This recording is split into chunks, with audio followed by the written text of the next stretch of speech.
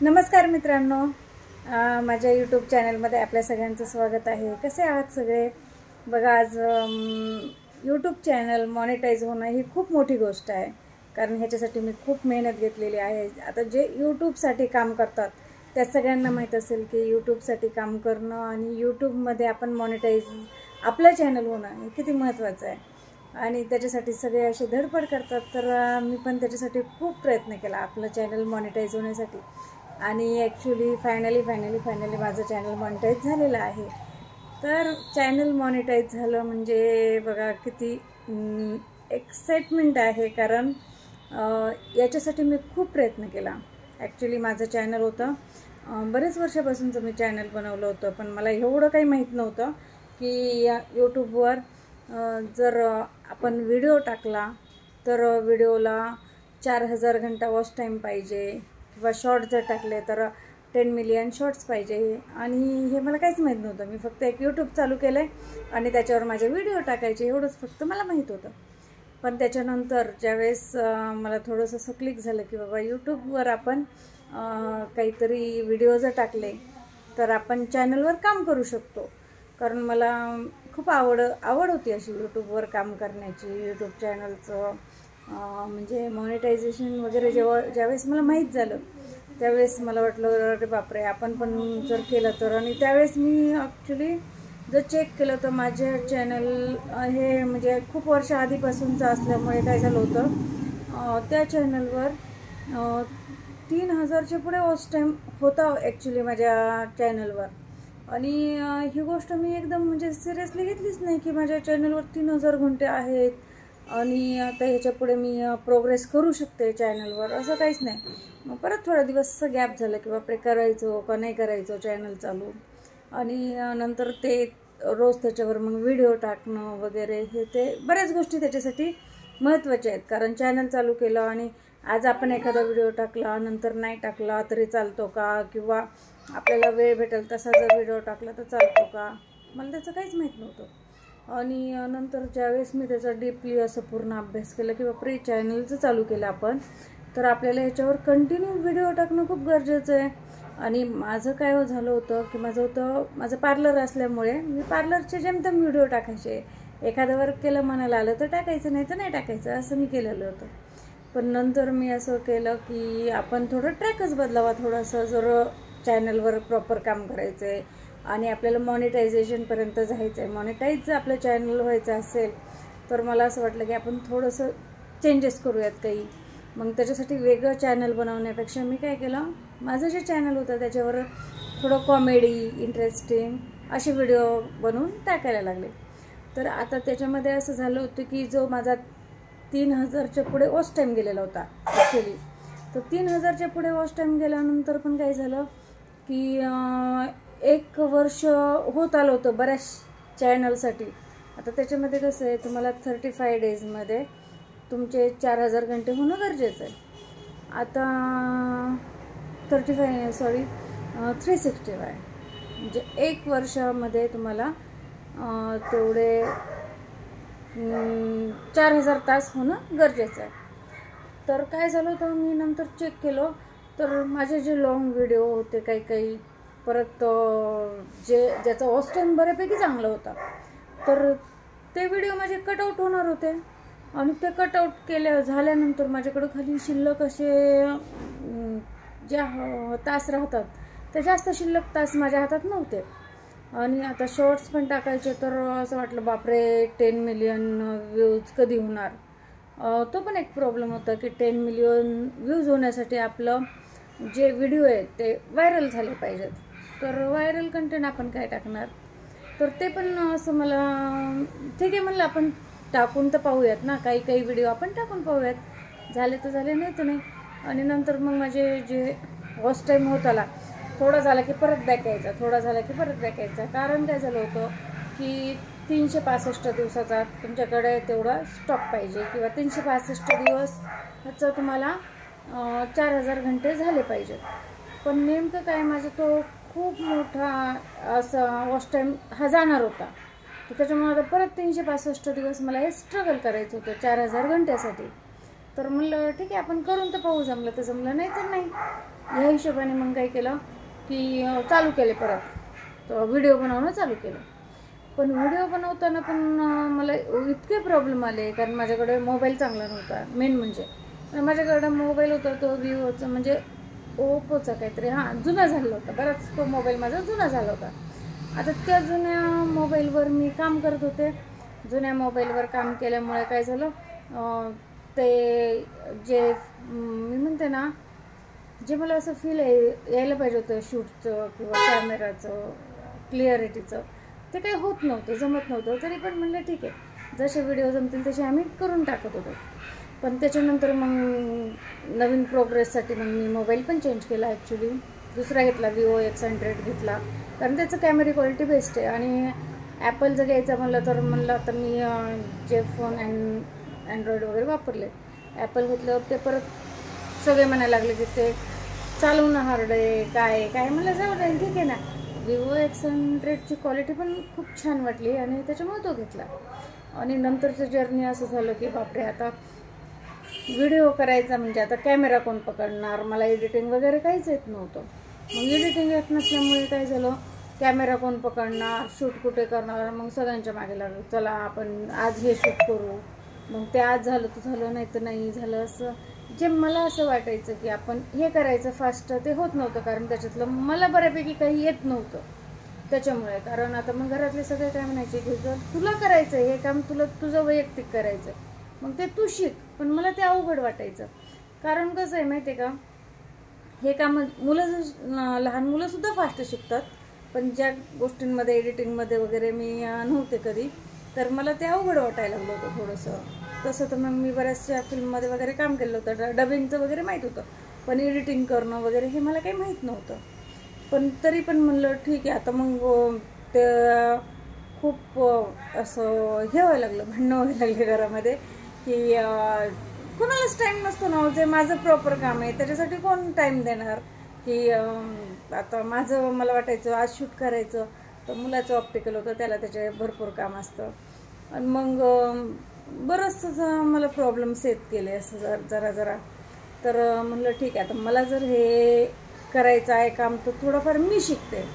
आणि त्या व्हिडिओच्या नादातून मी थोडं एडिटिंग वगैरे हे ते थोडं शिकायला लागले. आणि थोडं हार्ड गेलं, पण जमत गेलं. आणि ते जमल्यामुळे काय झालं, मग माझे व्हिडिओही बऱ्यापैकी पडत गेले. म्हटल्यावर यूट्यूबमध्ये काय असतं, आपण रोज व्हिडिओ टाकणं गरजेचं असतं. मग ते व्हायरल कधी होईल, काय होईल, हे आपल्या हातात काहीच नसतं, ते यूट्यूबच्याच हातामध्ये असतं. आणि त्यावेळेस मग माझे सबस्क्रायबर पण तेवढे नव्हते झालेले. माझे सबस्क्रायबर त्यावेळेस जेमतेम 350-400 असतील, आणि मला 1000 सबस्क्रायबर करायचे म्हणल्यावर तर त्याचा अजून वेगळा लोड आला. एकतर मग यूट्यूबवर हे कसे एवढे फास्ट ग्रो करतात हे माहीत नव्हतं. आणि नंतर मग मी काय केलं, चला एक इंटरेस्ट म्हणून आपण करून बघायला काय हरकत आहे असं म्हणलं. आणि असं म्हणल्यानंतर काय झालं, मला जसं जमत गेलं तसं शूट करत गेले, व्हिडिओ टाकत गेले. पण एवढी काळजी घेतली की बाबा डेली व्हिडिओ टाकायचे म्हणजे टाकायचे. आणि त्या व्हिडिओच्या बेसवर काय झालं, व्ह्यूअर्स पण वाढत गेले, माझे सबस्क्रायबर वाढले.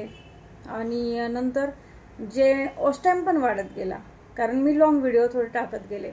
शॉर्ट पण टाकत होते आणि लॉंग पण टाकत होते. तर शॉर्ट्सला मी म्हणते ना, शॉर्ट्सचे 10 मिलियन होणं हे होतात, काहींचे होतात फास्ट, काहींचे लॉंग व्हिडिओ चालतात, काहींचे शॉर्ट व्हिडिओ चालतात. तर 4000 तास म्हणजे थोडेसे पुढं गेले टाईम की मग माझा वर्षाच्या आधीचा टायमिंग हा जाणार होता.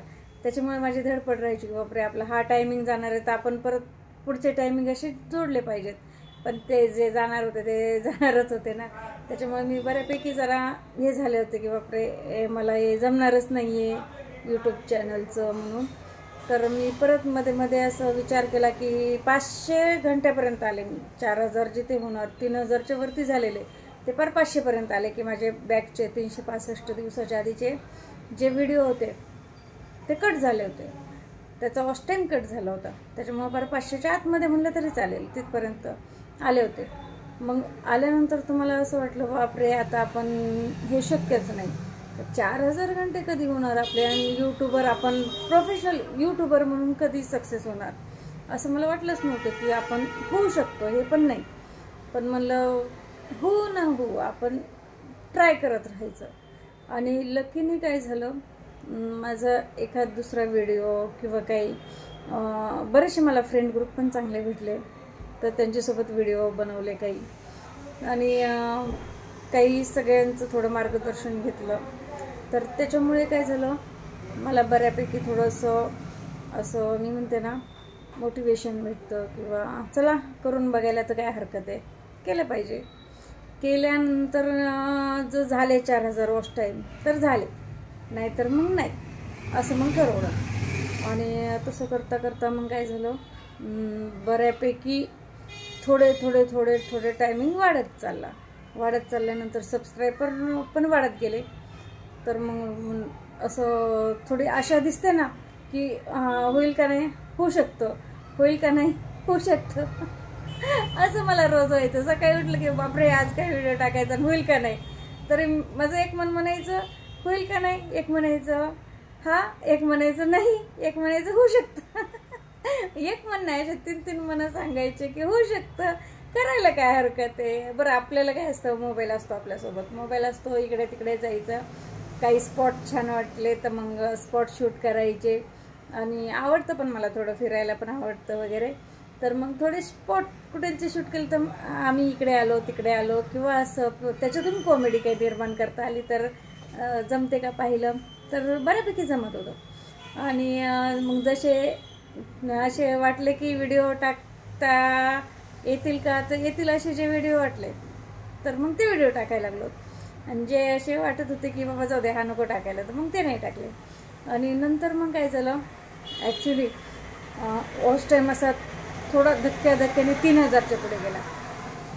3000च्या पुढे गेल्यावर म्हणलं बापरे आपले झालेत 3000च्या पुढे चालले वॉच टाईम. जे मी स्टार्टिंगला होते की जिथून सुरुवात केलं होतं की 3000 झालेत, 500पर्यंत आलं असं. म्हणलं 3000पर्यंत आपण आलो, आता किती 1000 तर करायच्यात आपल्याला. आणि सबस्क्रायबर तर माझे होऊन गेलेले होते, म्हणजे भरपूर झाले होते. तर नंतर मग असेच व्हिडिओ बनवता 3000, 3200, 3100 असा वॉच टाईम यायचा. मग मला असं 3100, 200, 400 असं झालं की असं वाटायचं बापरे आपला मागचा वॉच टाईम जाणार आहे, तर त्याच्या आधी होते का. पण लकीने माझा म्हणजे काही व्हिडिओ असे मस्त चालले ना की 4000 घंटे तर माझे होऊनच गेले होते. आणि ज्यावेळेस मी पाहिलं की बापरे 4000 घंटे होऊन गेले आहेत, मॉनिटायझेशनला आलेले, त्यावेळेस मला इतका आनंद झाला की आपलं चॅनल मॉनिटाईज होत आहे. ही सगळ्यात मोठी गोष्ट आहे ना. ज्या चॅनल मॉनिटायझेशनसाठी सगळे यूट्यूबर धडपड करतात. नवीनला तर किती प्रॉब्लेम येतात हे सगळ्या नवीनला माहिती आहे. नवीन जे यूट्यूबर असतात त्यांना सगळ्यांना माहिती आहे की आपलं चॅनल मॉनिटाईज होतोपर्यंत तर किती धडपड करावी लागते. रोज व्हिडिओ टाकावाच लागतो, लोकांपर्यंत आपले व्हिडिओ गेले पाहिजे, लोकांना ते आवडले पाहिजेत.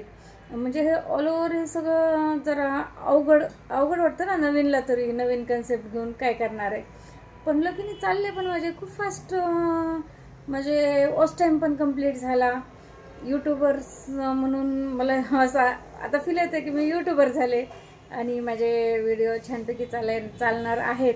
तुमच्या सगळ्यांचे म्हणजे मला सगळं माझा तुमचे फ्रेंड्स तुम्ही सगळे, त्याच्यामुळे मला खूप सहकार्य भेटलं सगळ्यांचं की माझे व्हिडिओ तुम्ही पाहिले, याच्याबद्दल तुमच्या सगळ्यांचं थँक्यू. आणि असेच माझे व्हिडिओ पाहत जा. माझ्या व्हिडिओला सबस्क्राईब करा, लाईक करा, शेअर करा. आणि अजून मला असं वाटतं की हा 4000 घंट्याचा तर हा आत्ता माझं पहिली पायरी आहे की 4000 घंटे झालेले आहेत आणि माझं चॅनल मॉनिटाईज झालं. ही काय माझी पहिली पायरी आहे.